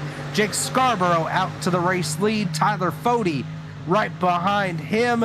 David Westergreen and company going to follow suit down on the bottom. Dylan Havier, not too great of a jump on the outside. He's got Kyle Hanshaw pushing him, but they're going to fall all the way back to that 5th spot. So the front 4 rows on the bottom have cleared the outside. As you see now, Westergreen going to push Fody as they're going to try to go out to that race lead. Yeah, good friends. I think they're doing the Lake Norman South Shore thing, like Pro Edge and Field Up, where they're 2 different teams, but they still work together. So they're probably going to stick together all the rest of the races. Jeff Green is out now. Yeah, they're definitely going to work together, and they've done a great job of that so far, by the way. Tyler Fody back to the race lead. Nearly contact there between Jake Scarborough and Kyle Hanshaw. Hanshaw trying to pinch down just a little bit. No help yet on the outside lane. That's a couple trucks back with Sam Boutwell. As you see the outside lane starting to cook just a little bit. Jesse Racimus, Jay Connor trying to work their way forward. Jaden Racimus and the 20 of Gavin Higgins. That's going to be your entire high lane here, as it looks like they're going to try to actually clear the center lane and make themselves the only lane on the outside. But it's Fody, Westergreen, Javier Scarborough, and Norgard. Norgard now side by side with Kyle Hanshaw. Hanshaw clears ahead of Racimus, as Racimus going to be now side by side with Tom Bourne as he works his way back inside the top 10 after getting caught up in a couple of incidents earlier on. By the way, Chris Wright has fallen down just a little bit. He had himself up inside the top 10, now back to 13th. So maybe a little bit of that damage he has starting to come into play, or just not a good run. Yeah, well, he's stuck on the bottom too, and I always find it hard when you're down on the bottom to You're gain pinned. any spots. You're just pinned down there, and that middle lane is always the best lane to be in with the trucks. And you see it right now. Kyle Hanshaw getting pushed by Sam Boutwell. They're going to come out to the race lead. Don't sleep on the high lane, though, as Jesse Racimus getting a little bit of momentum. All they need is about a half of a rear quarter off of one of these trucks. They'll get a little bit of that draft and be able to suck their way up towards the front of the field. As Hanshaw side by side with Fody, Boutwell, and Westergreen side by side. Kyle Hanshaw going to lead lap number 47, being pushed by the 47 as well. So maybe a bit of something good there. Sam Boutwell maybe getting a bit hot. He looks out to the outside lane. He'll get picked up here by Jesse Racimus as Joe Francis picks up Kyle Hanshaw in the middle. That'll give momentum to the bottom, and those bottom 3 for a moment were Lake Norman or Lake Norman affiliated cars with Westergreen, Fody, and Dylan Havier. I think Westergreen getting warm as well. He goes out to the middle lane, now gets pushed by Hanshaw, so he'll be side by side with Tyler Fody as they head down the front stretch once again towards that pit entrance. It's David Westergreen, Tyler Fody, Kyle Hanshaw, Dylan Havier, Joe Francis. Your top 5. Your biggest mover so far is actually a tie at plus 27 between Sam Boutwell and Dustin Dewar, and they run 10th and 11th respectively, so working their way up through the field together. And don't look now. I thought Jeff Green was done, but there he is back up there in the top. He's never done. Oh, man. I just wish that the bad luck would finally get away from Jeff. It's like, it's followed him ever since he got an elite, and he has improved so much, and if he could just get that bad luck away from him, I could see him winning a lot of races. Wow, that got close right there. Sam Boutwell getting pushed by Jesse Racimus. Maybe a lack of communication between those drivers as they closed up on Kyle Hanshaw very, very quickly. Sam Boutwell got shot sideways, gathers it up, does continue on, but back to your point, absolutely. Jeff Green, one of those guys, he's had great improvement. By the way, Dylan Havier now your race leader. He's going to pick up lap number 49. So a bonus point there for the driver of the 57, Dylan Havier. Jeff Green has had great pace and has had great improvement as well. Just hasn't had the luck he's needed to be able to close it out and snag those victories, but it's coming. And I honestly think with him working with Pro Edge or Lake Norman, whichever teams he's aligned with, because I've heard he might be aligned with both next season, is going to be a good opportunity for him to learn from some of the very best in this league and get himself to that level that we all know he's capable of being. Yeah, and as far as I know, he's still going to be on Pro Edge Monday nights next year, and it's cool to have Jeff part of the Pro Edge group. It's a good time Monday nights, and we have a great time in there. And it's a really good group over there at Pro Edge and Lake Norman as well. Obviously, there's a rivalry there between those teams, but I think everyone kind of acknowledges that some of the very best drivers in this league are between those two organizations. You have, guys such as yourself, Ethan Burrell, Tate Lytle, David Tooker on the Pro Edge side, and of course over at Lake Norman, Tyler Fody, Ethan Stanley, Scott Crump. It doesn't get much better than all those guys that we just named, and now you add a guy like Jeff Green into both of those groups, and he's picking the brains of some very, very good drivers. Definitely, and what I call it a friendly rivalry, man. We have for sure. We're good friends off the track, man. But when it's like real life, man. You get us on the track and you get us, in our sim seats, and we're ready to go racing. It's a different mindset. We just flip a switch, dude, and it's all about competition and having a good time doing it. And as I look at it, as you look at it as real life, it's Lake Norman's Hendrick, Pro Edge, JGR, man. It's pretty much what we are. I think we're the two biggest teams in the league. We race for wins on a weekly basis, and we bring some dogs to the racetrack every single week. Absolutely, and there's no doubt about that. And just to close off this topic, I forgot to mention Justin Wadsworth in that group. He's a hell of a driver as well, and he's just getting started. So keep an eye on him throughout the next couple of seasons. Matt Hackathorn, by the way, has just hit pit lane. So issues for the 48 of Hackathorn. Going to bring him back down as we take a look up towards the front. Tyler Fody still leads alongside Dylan Javier. So Lake Norman maybe trying to work both of the lanes and lead everything from the front of the pack as Javier working that center lane. He's got David Westergreen behind him. Tyler Fody as Jake Scarborough as they work their way down the back stretch towards turn number 3. We're very quickly approaching the 30 to go mark, and intensity definitely going to pick up. We've already seen some big wrecks at the end of the stages. I can just imagine how intense these drivers are going to be coming into that last 10 laps of this race, of the regular season, as they set themselves up for the playoffs and fighting for those final few spots. But watching Jesse Racines again, he's pulling that high lane with him. He's got Jay Connor and Gavin Higgins behind him. Shout out to you, neighbor Pete, if you're tuned in here tonight, always cheering on the Gavin Higgins machine, as Jaden Racines up there as well. They're going to be side by side with the likes of Tom Bourne in the middle. Chris Wright, well, he's risen from the dead again. He's down on the bottom lane as we ride on board with Tyler Fody, seeing a little bit of lap traffic up the road, and that's Papa. That's Frank Fody. That's going to cause a little bit of chaos up at the front. They're going to be 4 wide for a second. It's going to get a little sketch in the tribal. Oh, there they go. Well, Zach Evans is no longer fine. His truck claiming otherwise, but not this time. As you see Frank Fody on the bottom, like you said, 4 wide was coming into play. 4 wide did come into play, and I believe, Jeff Green going to get involved in this one. Zach Evans, Jay Connor, Jesse Racines, Gavin Higgins, Dustin Dewar. Oh my gosh, Jesse and Dusty both going over there. So multiple trucks going to hit the rooftop on the front straightaway. Richie Hearn involved as well. Let's see who else gets a piece of this one.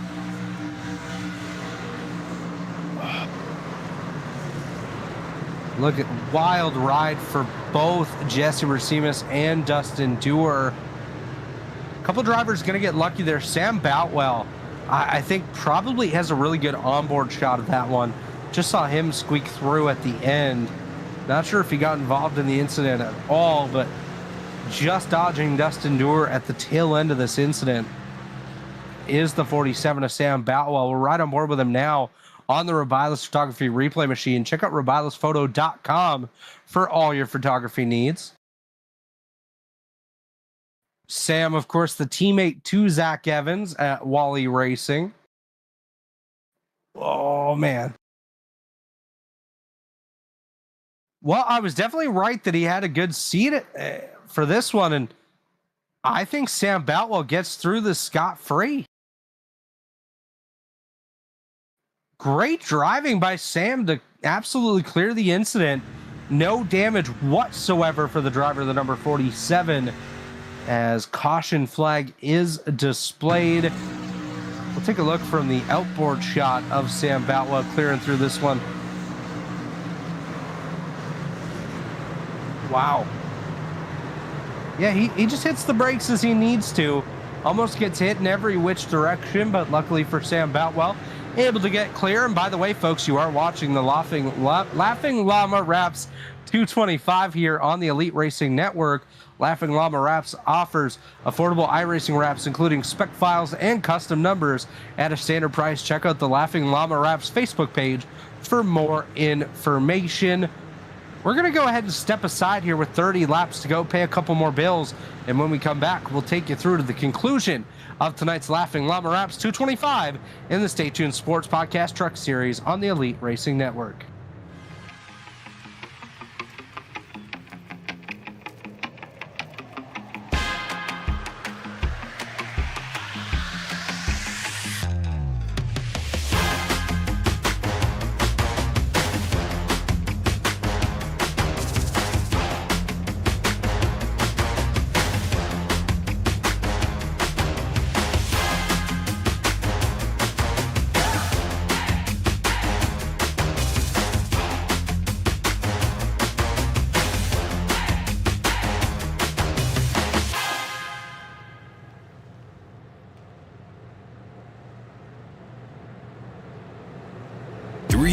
Of sellout crowds, 3 years of edge of your seat action, 3 years of jaw-dropping finishes. Worldwide Technology Raceway has rocked the world of NASCAR, and now NASCAR is giving us another reason to celebrate. The 2025 NASCAR Cup Series Championship playoffs are coming Sunday, September 7th, 2025. Go to www.raceway.com for the hottest ticket of the year. 3 years of sellout crowds. 3 years. Since 2010, race fans have had one burning question. When will the Xfinity Series return to Worldwide Technology Raceway? You asked, NASCAR delivered. On Saturday, September 6, 2025, the magic is back. The track that launched the legendary careers of Harvick, Busch, Keselowski, Edwards, and Earnhardt Jr. is now ready to write that next chapter. We're going to introduce you to a new crop of future champions and Hall of Famers. And in the process, we'll create more of the greatest moments in racing history. NASCAR Weekend 2025, the NASCAR Cup Series Championship Playoffs, the Confluence Music Festival, and now 250 miles of the NASCAR Xfinity Series. 2 incredible races, 1 challenging track, a 3-day party of epic proportions. Go to www.raceway.com and lock in your weekend racing and camping packages for as little as $20 down. And we are back here at the Talladega Superspeedway. It's the Laughing Llama Wrapz 225, the regular season finale in the Stay Tuned Sports Podcast Truck Series here this evening. Headed towards turn number 3. Lights are off on the iRacing.com pace car. Your lineup for the upcoming restart: Tyler Fode, Dylan Avere going to be row number 1, Jake Scarborough, Joe Francis row 2, David Westergreen, Tom Bourne in row 3, Leighton Norgard, and Michael Hosick in Michael Goodman, I should say, in row 4. Chris Wright, Sam Boutwell going to round out the top 10. A couple drivers notable on the outside of that top 10, just barely, as you see a tally issued to the 38 of Jeff Green. Jay Connor and Richie Hearn in 11th and 12th. Those drivers both up 21 spots on the day, so some big movers so far. As the pace car is off, Tyler Fode going to be in control of the field. We'll see if he times it out with his teammate Dylan Avere to get him down to the inside, or to get Fode cleared up to the top, as we're back underway Fody with a big shot there from Jake Scarborough. Scarborough going to pick up David Westergreen just behind him. Dylan Javier already has a couple pushers deep behind him. Joe Francis and Tom Bourne pushing their way up. Michael Goodman doing a nice job up inside the top 10 as well. He's got Richie Hearn just behind him, but Tyler Fody going to lead us down the back straightaway. Jake Scarborough steps out just a little bit, gathers it back up, able to continue on just ahead of Westergreen as they head down the back straightaway side by side. Coming here to 28 laps to go. Fody, Javier, Scarborough, Francis, and Westergreen as they head through turns number 3 and 4. Here comes the Leighton Norgard down to the bottom. He's trying to work his way up into the top 5. Not quite able to get there yet as he's working his way up. Randy McAvoy with an issue towards the rear of the field. He's taking it into his pit box, so everything is A-OK. No caution. We'll keep it clean, keep it green as Tyler Fody leads on lap 58. And he's sitting pretty. He's gonna stay up front all the way. He knows how to work the lead really well, and that took a lot of trucks out of contention. So we could see a brand new winner in the series, and that's always cool to see.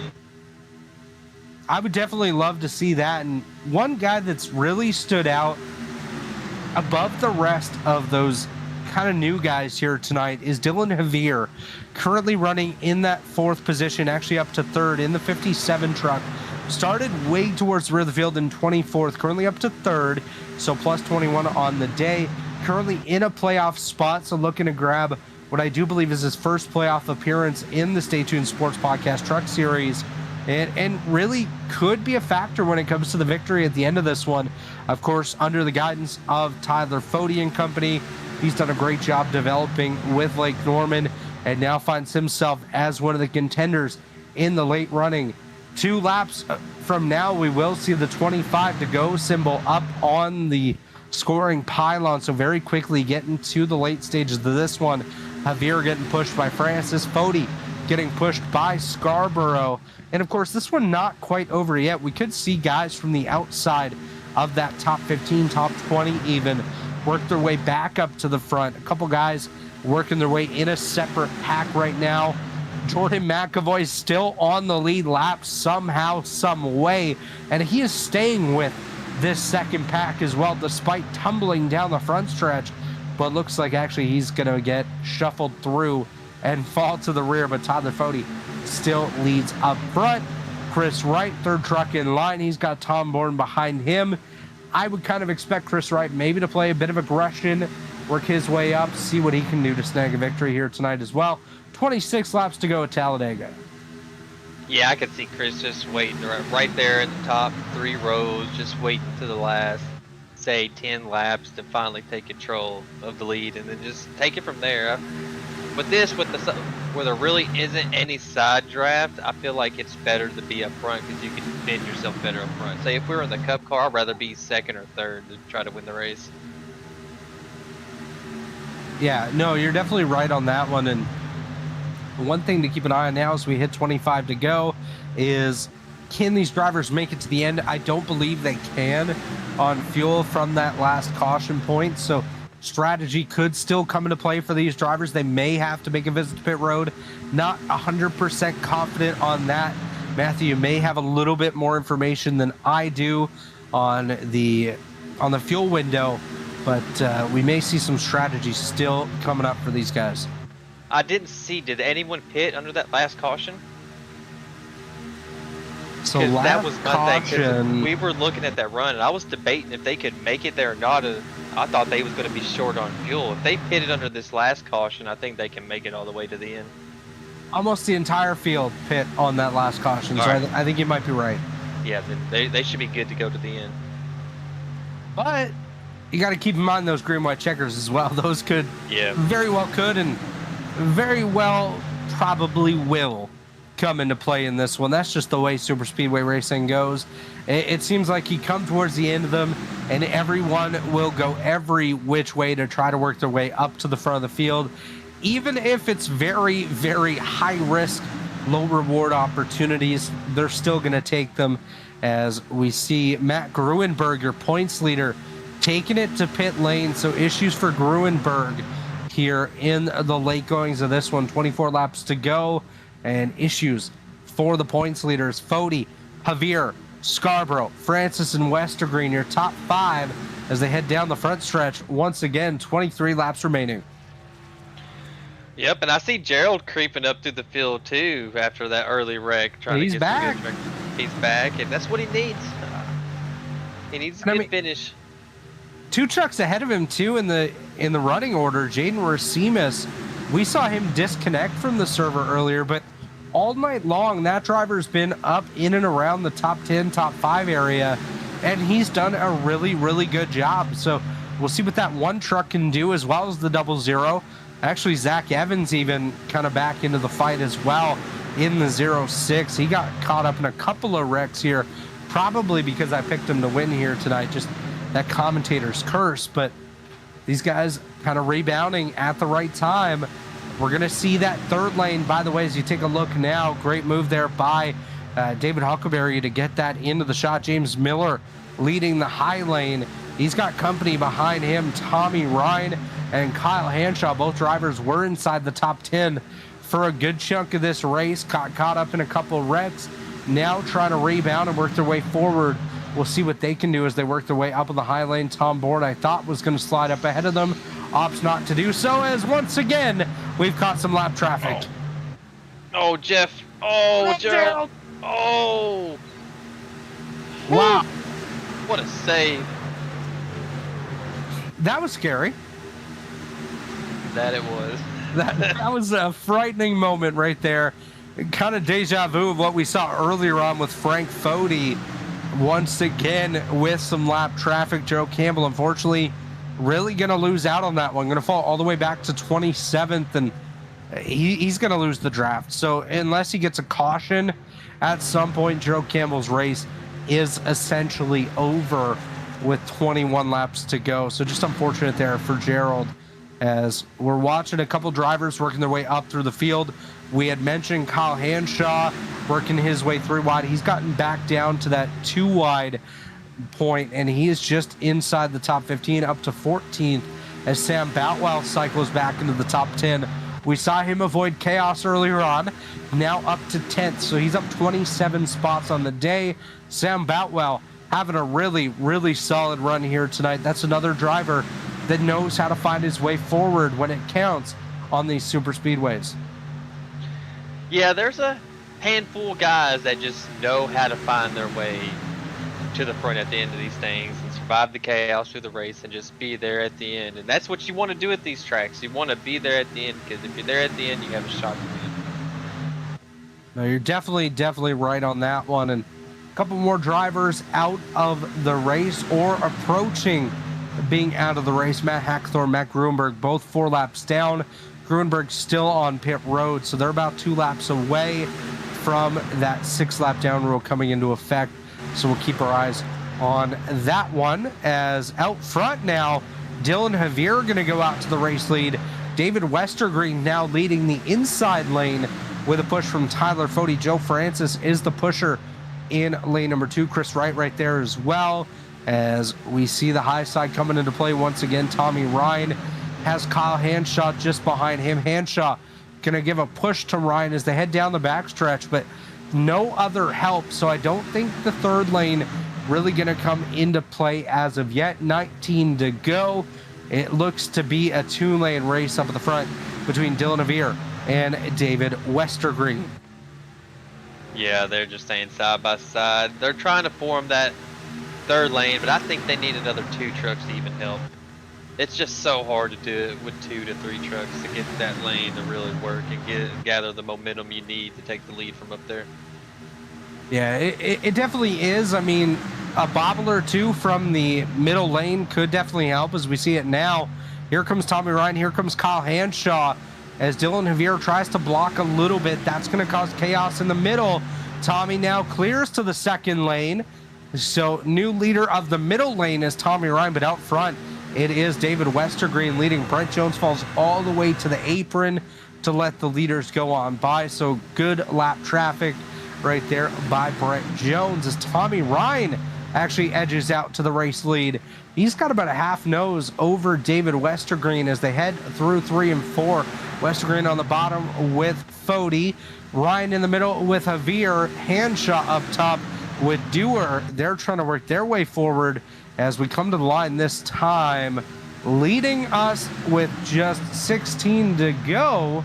Actually, no, make that 17 to go. Will be Tommy Ryan in the 66. Yeah, good move by Tommy Ryan to take that momentum that Kyle Henshaw gave him a push and a half down the backstretch to take that lead. That's good stuff. It's always good to see someone that knows how to really push someone to the front like that.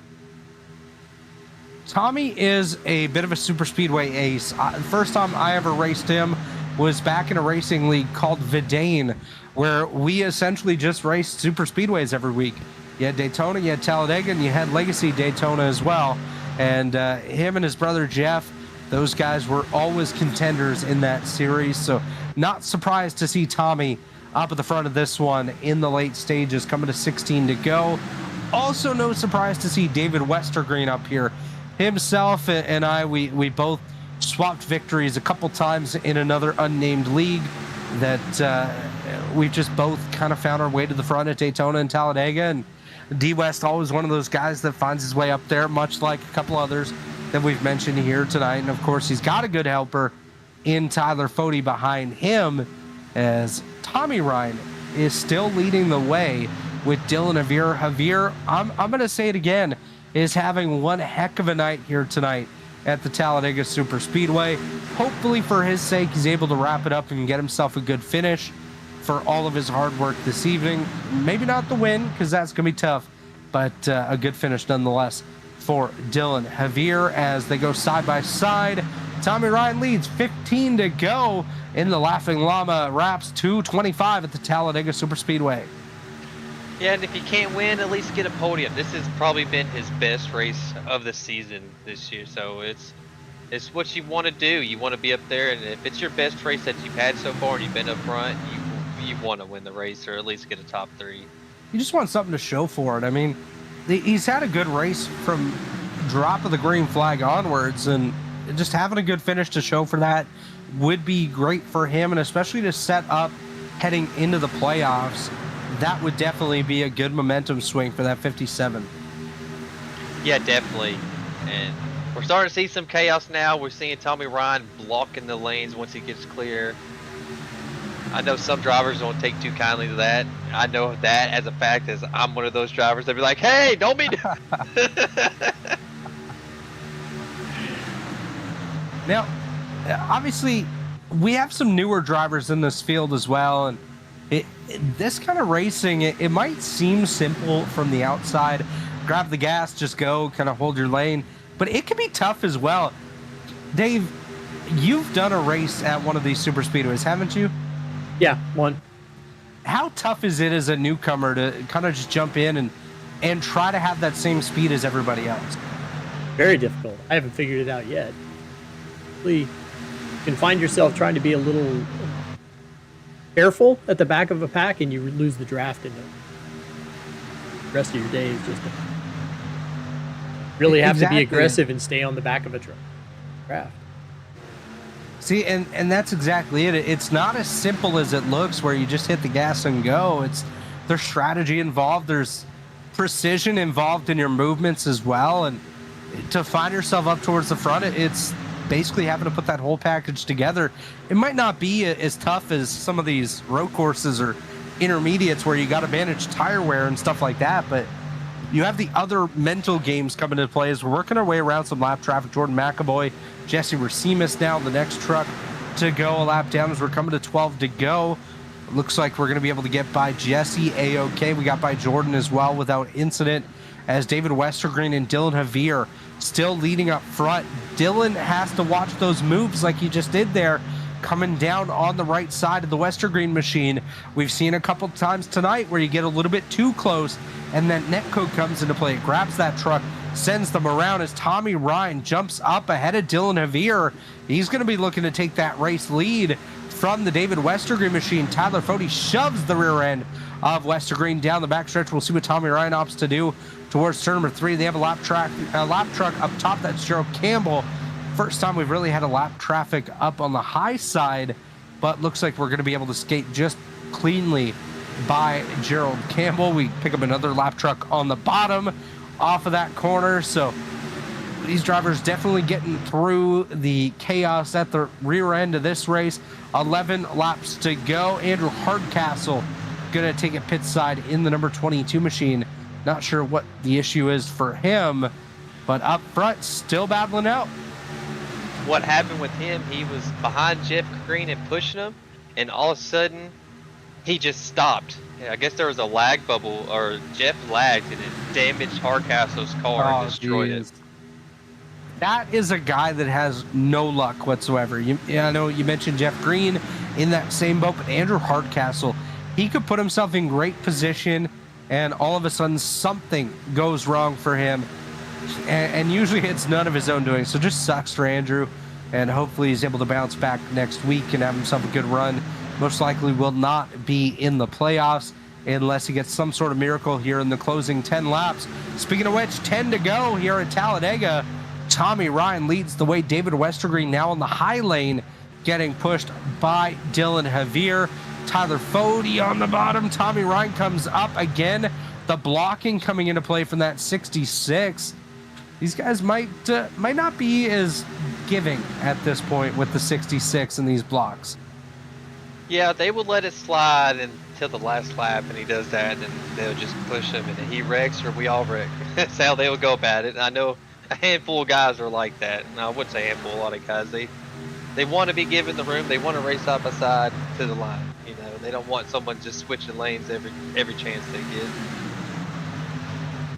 No, you're definitely right on that. And by the end of it, you're at the point where you're ready for it to be over as well. You just don't care anymore. You want to get up there. You want to get your spot. Somebody throws a block, you're not going to be forgiving at that point. And out front, Tyler Fode now out to the race lead. He's getting pushed by Jake Scarborough. Scarborough, another one of those drivers not able to make the playoffs here tonight. You look at the top 10 right now. Tyler Fode, Jake Scarborough, Tommy Ryan, David Westergreen, Jay Connor. None of those guys can make the playoffs. So they're up here to play spoiler. And then you look at the rest of your top 10. Leighton Norgard, Dylan Javier, Joe Francis. Oh, what's going on?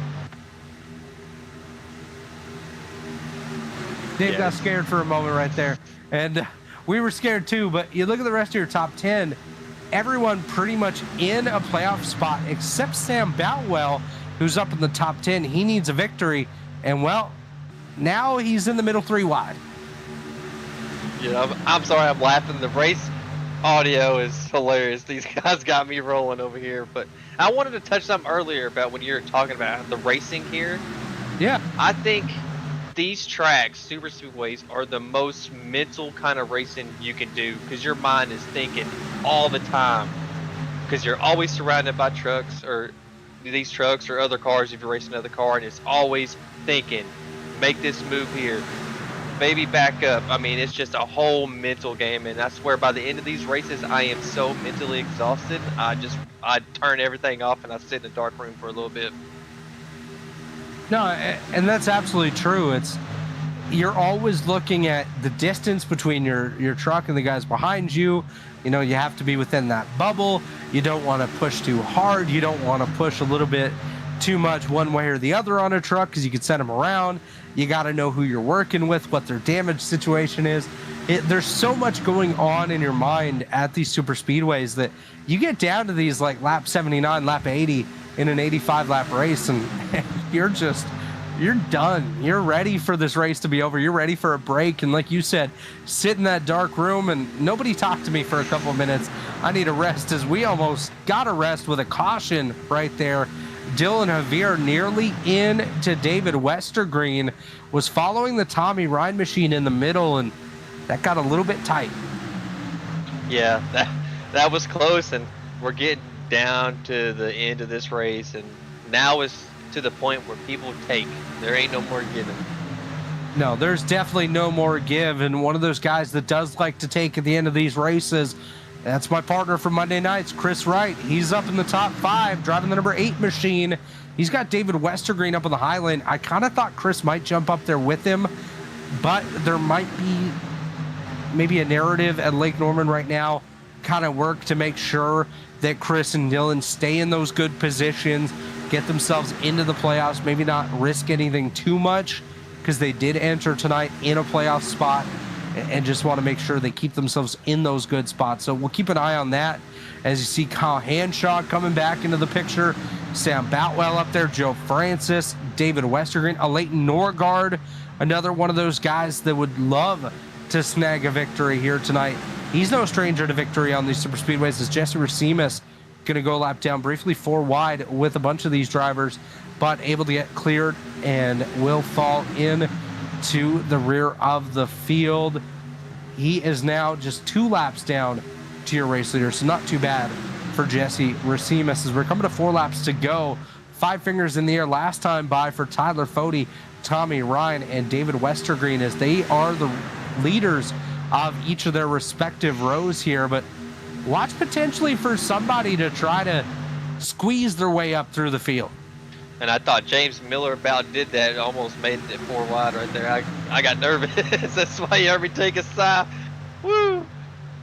Joe Francis just thought about it too. I always get scared 4 wide. That's like the scariest thing, because we don't get calls 4 wide. The spotter only says 3 wide. That's it. They would never let you know if you're more than that. So it's always scary. The best call from the spotter is always when you're that middle truck. You're 3 wide, you're the meat, and you just know things are going to be chaotic right there. You just got to hold your lane and hope that the bread doesn't close down on you in that sandwich. Is out front, Tyler Fode still leads Jake Scarborough. A Leighton Norgard, the 3rd truck in line. I like a Leighton spot right now. If he's able to clear that center lane of Tommy Ryan, he could pick where he wants to go and really have himself a good run here as Chris Wright gets up to the rear end of Tommy Ryan. 3 laps to go. Next time by, popsicle sticks will be in the air. Jordan McAvoy going to go an additional lap down as he's down on the bottom. Still 3 wide from 2nd on back. The only driver that doesn't have to worry as of yet is Tyler Fode, but he's got a swarm of angry bees coming up behind him. His teammate Dylan Havere rocketing out to the top spot with help from David Westergreen. He's got to be careful, though, with the proximity to that Tommy Ryan machine. Doesn't want to come down too quickly and maybe send himself around as things are tightening up here. Coming to 2 to go this time. Tyler Fode leads. Dylan Havere, Jake Scarborough, Tommy Ryan, and David Westergreen. That was close. I'm surprised Scarborough didn't jump out that last lap when he was cleared to move up. Seems like he's committed to Fode and hard pin. Oh, he's pinned. I don't know why they're pinching David so far Westergreen down. into the wall. No. Westergreen into the wall, but we're going to stay green here, Matthew. I don't know what Havere's doing. He's killing that line. He's ruining his chance. He's destroying that line. Pinching him down like that. Oh, man, this isn't going to end well. This is not going to end well. Those top 3 are in the best positions right now. If I'm a Leighton Norgard, though, I would have jumped up in front of Tommy Ryan right there. Scarborough, you better jump out right here, buddy. Yeah. Fode blocked it. Oh, man. Here we go, coming to the white this time. A bunch of lap traffic up ahead. I hope they jump to the apron, let the field go by. Here they come out of turn number 4. Coming to the Whiplash Cameras white flag. 1 lap to go in the Laughing Llama Wrapz 225 here at the Talladega Super Speedway. Tyler Fode, Jake Scarborough, Tommy Ryan. Lap traffic up ahead. They're going to get in the way. They're going to block a Leighton Norgard's run. He's not going to be able to get through. Now he does. He's got to run. He's got Jake Connor behind him. Tyler Fode gets hooked down the back straightaway, and Leighton Norgard clears down the back stretch. Norgard, Racimus, Higgins, Sam Boutwell, Tommy Ryan. We might get a first-time winner here as they head through turn number 3. Coming to the checkered flag this time. Norgard leads. Jaden Racimus behind him. Sam Boutwell through the middle. He's got Tom Bourne behind him as they come off of turn number 4. Headed down the backstretch. Norgard gets hooked. Boutwell leads. Coming to the line. Boutwell gets turned. Who is it? It's Henshaw. Birthday boy. Birthday boy. Kyle Henshaw takes the victory. Dono Kite 2nd. Dylan Havere 3rd. Richie Hurd and Mike Goodman round out the top 5. Happy birthday, Kyle Henshaw. Wow. That was Wow. Oh my goodness. The birthday boy. Blowing out the candles. 31 years old, and he's in victory lane here tonight. I got to check something real quick, though. Is this victory number 1 in the Elite Racing League for Kyle Hanshaw? I actually think so. If it's not, it's got to be pretty darn close. And this is going to be a very likable winner as well. There's not many people that don't like Kyle Hanshaw. And actually, to confirm it, he just said it over the radio as his first win in Elite. So congrats, Kyle. Win on your birthday. I don't think no one has done that in Elite too. That is so cool. Good job for Kyle Hanshaw. Victorious here tonight. Oh, what a crazy last lap that was. Holy That's cow. amazing. That is amazing right there. I cannot believe that, man. I thought Jaden was going to get it, and then that happened. Oh, man, that was... So start number 123 for Kyle Hanshaw, and he will become a winner, or has become a winner here in the Elite Racing League. Burn it down, buddy. You've earned that one. What a drive by Kyle Hanshaw. Donald Kite coming home second as well. That is a very spectacular finish for him. And Dylan Avere, we mentioned it, at least get a podium. That's all you need to do to show that you had such a good race tonight, and he's able to get one. The rest of your top 10, by the way: Richie Hearn 4th, Michael Goodman 5th, Gavin Higgins 6th, Joe Francis, Tyler Fody, Dustin Jordan, James Miller, the top 10. I wonder how Fody finished 8th after wrecking at a turn 2. That's just incredible. Oh, man, it's always exciting last lap at Dega, dude. You never know what's going to happen. I can't believe that for Kyle Hanshaw. Getting the victory here tonight. That's just so cool. And joins a long list of winners as well. You're right, too, early. Not a lot of people really like Henshaw, and this is a kick in their mouth saying, look, I want to race here. What are y'all going to say now? Yeah, I'm so happy for him. He's a very likable guy, and you know, he able to snag himself a victory, and one of those, he's almost an old school type racer. Doesn't necessarily have the most speed everywhere that they go, but finds himself up in victory lane. But let's take a look at your finishing order. Once again, Kyle Hanshaw, your winner here tonight, followed by Donald Kite coming home in second, Dylan Avere third, Richie Hearn gonna bring it home in fourth, Michael Goodman in fifth. Great run for Goody. Sixth is Gavin Higgins, Joe Francis seventh, Tyler Fody eighth, Dustin Dewar in ninth, and James Miller rounds out the top 10. Tom Bourne, Jake Scarborough, Tommy Ryan, Sam Batwell, and Chris Wright, your top 15. Leighton Norgard leading very late, comes home in 16th. 17th is Seth Rawls. 18th goes to Ty McIntosh. 19th is Austin and Abnett. Frank Fody comes home in 20th with Zach Evans and Jay Connor, as well as Jaden Racimus rounding out your lead lap cars. Gerald Campbell gonna come, or actually no, Dave Carpenter comes home in 24th. David Westergreen 25th. Jeff Green 26th. 27th goes to Gerald Campbell. 28th, Jordan McAvoy, after quite the tumble on the front stretch. Brent Jones 29th. Connor Thompson in 30th. Jesse Racimus, Matt Hackthorne, Andrew Hardcastle, Matt Grunberg, and Randy McAvoy, your top 35. 36th goes to Michael Hosick. Jeff Ryan 37th. 38th, Gilberto Javier Gomera. 39th is Neil Rutt. 40th, Cody McCorkle.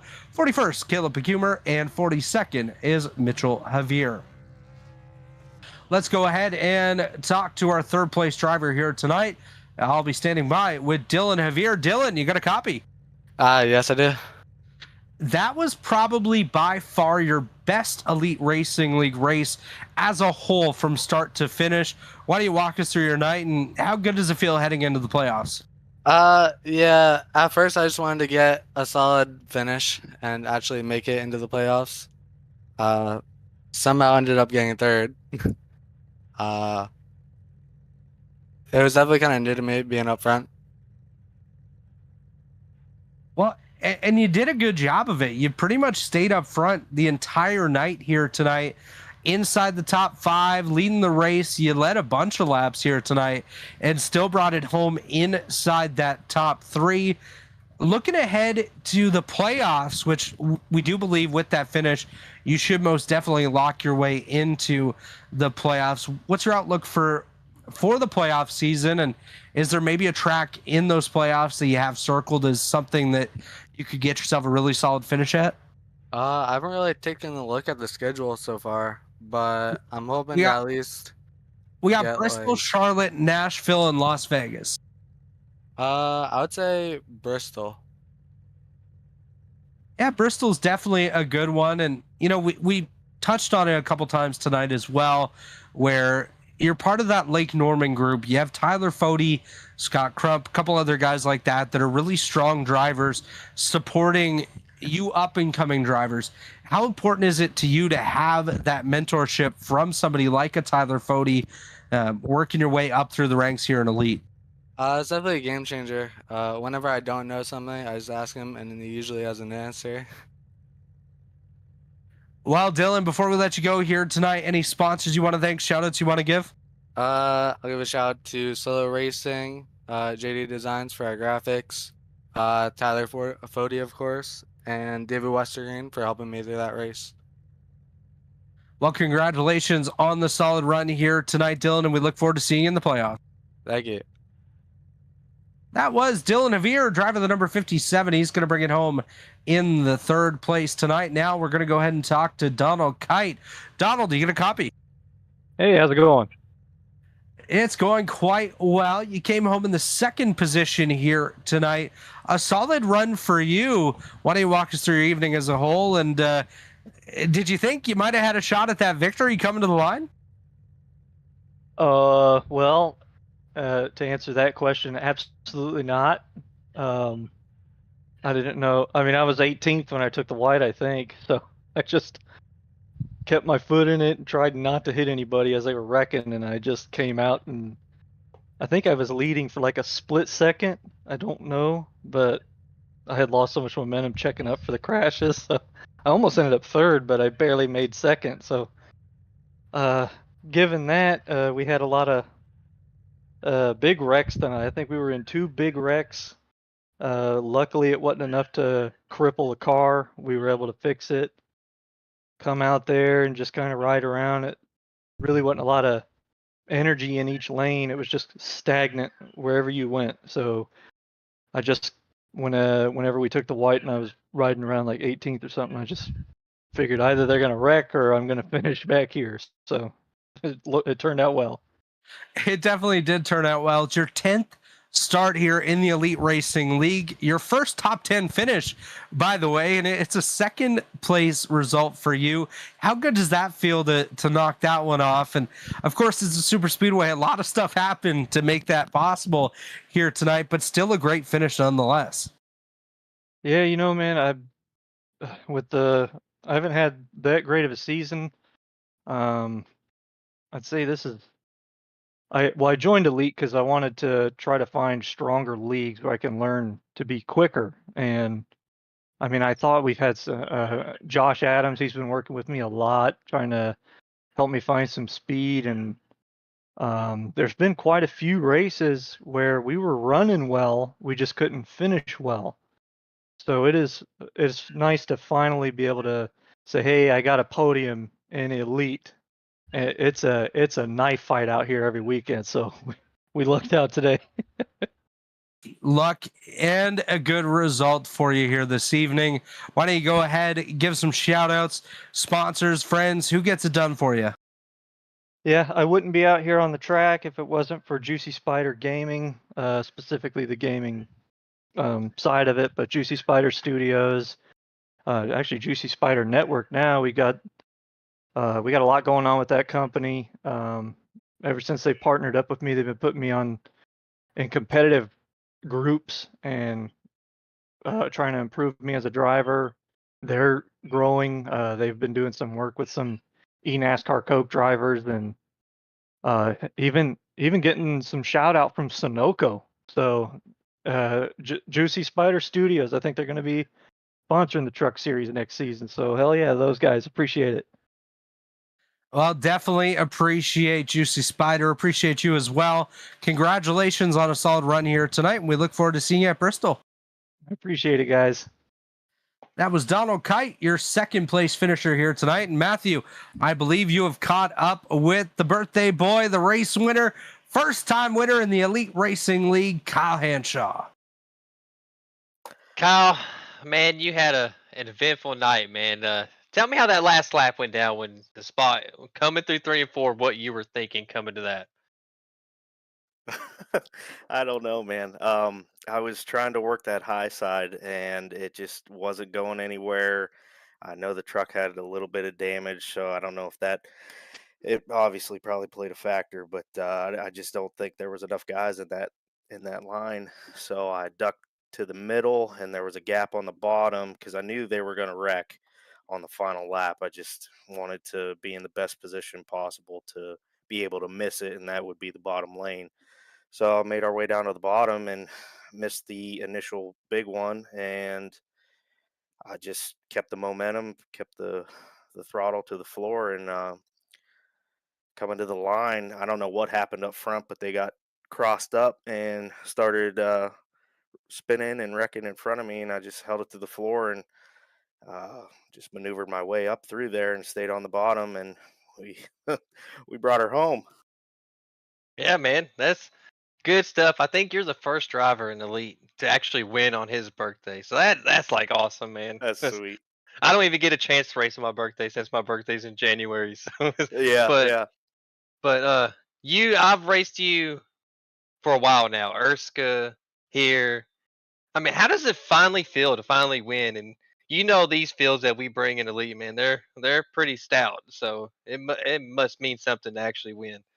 It does, honestly, Matt. I mean, I've been trying, oh God, 3, maybe 4 years now trying to win in Elite. And I mean, I've come close a couple times, but just couldn't get it done. And I've, got a couple back in the 3 wide racing days, but there was just a handful of them, and most of them were on dirt. But I mean, these guys, the time that they put in on a weekly basis, I can't do that. I got a full time job, a husband, a father, and it's hard. So to get it done with this elite group is really cool, and it's humbling. It really is. Uh, Excuse me. I just want to say that was awesome, dude. I'm hyped for you, and you're one of those guys that's always been. You're quiet. You don't say a lot. You just show up, you race, you have a good time, just enjoy it. To have you come out here and win a race like that and finally get that's big, dude. I'm hyped for you, man. I appreciate it, man. Yeah, it's I try to stay quiet. I'm not I know I'm not one of the fastest guys in the field, so I just try to, crank out some top tens, hopefully.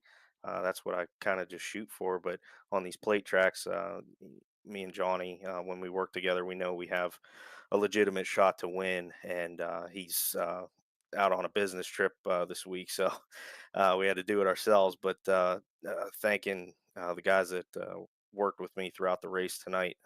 There wasn't a lot, but we were able to capitalize on their efforts and get the job done. So it's awesome. It's a great feeling. Well, congratulations again, man. Like I said, I'm hyped for you to finally get that like that, and a great race. I know you had a miss up earlier, and you rebounded, got back in it, and you got the job done. Nonetheless, on your birthday, happy birthday! I Thank know you. I didn't get a chance to, but man, Thank what you. a gift to get, dude! And Yeah. any shout outs you want to give before we head out for the night?